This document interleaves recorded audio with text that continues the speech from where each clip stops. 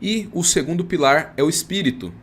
Para a maioria das pessoas, espírito nada mais é do que entidades, é fantasminha, é todas essas idiotices que vem em filme e que a sociedade tenta colocar na sua cabeça. Mas espírito é algo muito maior que isso. É a natureza do poder universal. Ele é o centro do seu ser. É de onde vem sua força e o seu poder.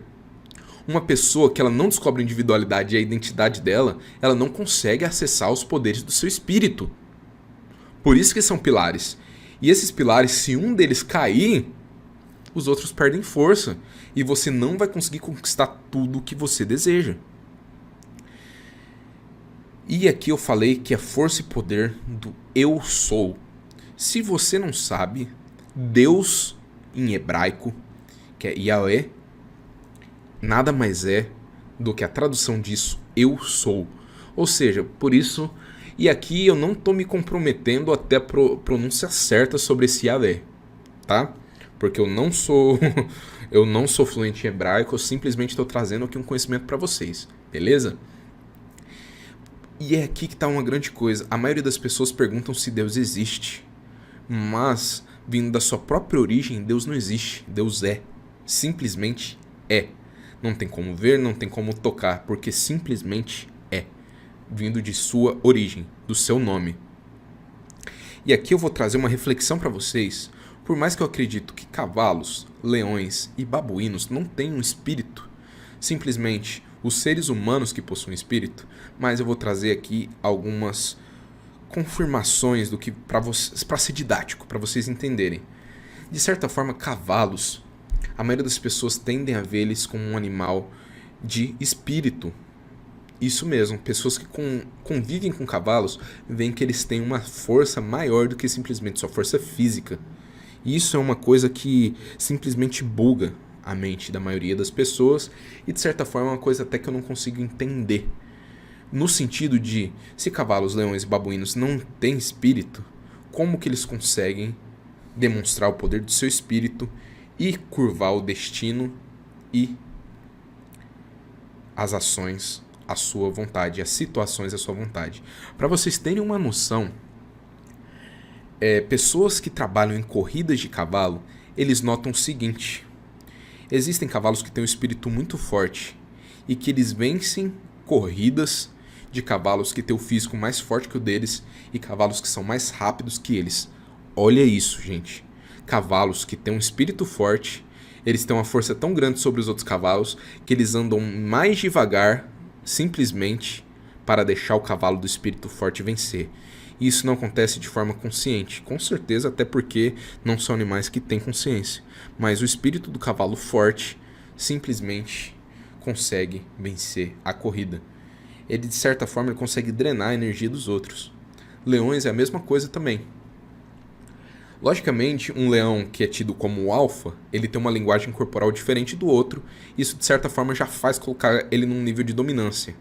Mas, de forma inconsciente, de uma forma que não precisa ação nenhuma, o leão ele sabe quem é o líder simplesmente pela força do espírito daquele leão que é o líder ali do bando. E os babuínos têm algo muito parecido também, que quando eles vão brigar, um vai de frente para o outro, mostra os dentes e começam a soprar.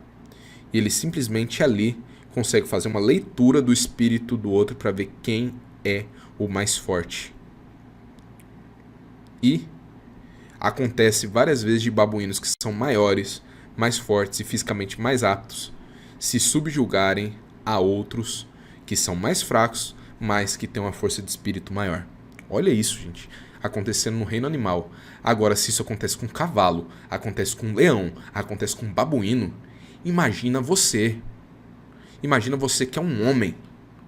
Imagina você que tem uma consciência, que tem uma mente, que tem um espírito extremamente forte. E trazendo para o espírito, na parte do eu sou, na parte da sua identidade, eu vou ajudar aqui você a desbloquear algo que você provavelmente nunca viu. Entenda isso. Isso aqui é um conhecimento que você vai conhecer na Bíblia. E na Bíblia tem uma série de códigos para você conseguir dominar, para você conseguir conquistar tudo o que você deseja na sua vida. Olha aqui o que tem na Bíblia. Façamos o homem à nossa imagem, conforme a nossa semelhança. Ou seja, você é imagem e semelhança de Deus.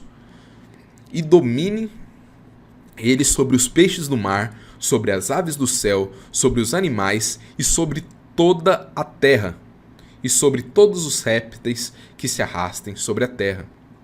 Olha isso. Você nasceu com esse dom de dominar sobre todas as coisas da terra. E isso está escrito no maior livro de todos os tempos. Um livro cheio de códigos. Um livro que é o manual da vida. Que fala que você é imagem e semelhança de Deus e que você pode dominar sobre todas as coisas na terra. E como que você aceita, depois de saber disso, ser dominado por um outro homem? Simplesmente porque a sociedade quis te alienar, porque a sociedade quis castrar sua força. Não aceite isso. Você nasceu para dominar sobre todas as coisas que existem na terra. Sobre toda a terra. Então, utilize a força do seu espírito. Não se acovarde perante as situações. Siga em frente. E aqui sobre os poderes do espírito. Olha essa citação, cara. Isso aqui é demais. É maravilhoso como mesmo as casualidades da vida parecem se dobrar ao espírito que não se dobra a eles, e sucumbir a uma posição subserviente a que elas deveriam. Na sua primeira tendência aparente, ameaça a frustrar. Quando um espírito firme e decidido é reconhecido, é curioso ver como o espaço em volta de um homem clareia e dá a ele espaço e liberdade. Olha isso.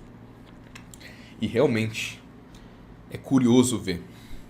É muito curioso ver quando uma pessoa que tem um espírito firme e decidido, quando se decide sobre uma coisa e vai atrás até acontecer, o tanto que o espaço em volta desse homem se clareia, o tanto que o destino começa a colaborar ao seu favor. É incrível. É simplesmente incrível. E aqui eu vou te trazer um exemplo muito simples do tanto que o espírito pode influenciar uma pessoa. E eu te digo o seguinte: a maioria das pessoas se encontram com seu espírito quebrado. E o melhor exemplo que eu posso te trazer foi o melhor exemplo que eu já vi na minha vida de uma pessoa com um espírito quebrado.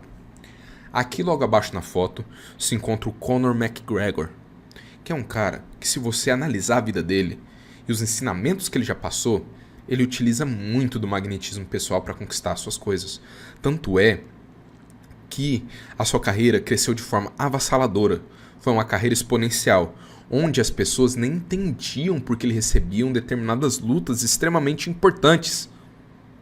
Onde ele conseguiu vencer o José Aldo, que é um brasileiro que era extremamente dominante na categoria em apenas alguns segundos. Ele tem esse poder de, quando ele está com seu magnetismo no máximo, ele consegue conquistar coisas absurdas. Tanto é que é o atleta que durante os últimos anos recebeu os maiores valores de pay-per-view, ou seja, ganhou muito dinheiro, porque ele se tornou muito popular. E aqui, na primeira foto, eu trago ele no seu auge, onde o seu espírito estava extremamente forte, ele estava conquistando tudo que ele queria. Ele foi campeão de 2 categorias ao mesmo tempo. Isso era algo inédito. E aqui foi quando ele perdeu a luta para o Khabib Nurmagomedov, e ele perdeu de forma extremamente dominante. O Khabib dominou ele do início ao fim. E aqui tinha muitas coisas envolvidas que traziam sua autoestima, sua confiança e que afetaram diretamente o seu espírito. Que foi o seguinte: ele já tinha agredido a equipe do Khabib, ele tinha tacado um carrinho de mão dentro do ônibus, estilhaçou vidro no pessoal lá, ele ofendeu muito o Khabib, ele provocou muito, ele falou muita coisa. Então, no momento que ele perdeu e foi dominado, parece que toda aquela confiança que ele tinha, ele falava assim, eu vou te quebrar, eu vou te dominar, e ele foi dominado. Aqui foi aquele momento que a autoestima foi pro chão e dessa forma acabou levando o espírito dele junto. Olha o semblante que ele se encontra no momento. E depois disso, e depois desse momento que ele se desconectou com o seu indivíduo, se desconectou com a sua identidade e enfraqueceu, o seu espírito se quebrou, ele começou a fazer um monte de cagada na vida dele.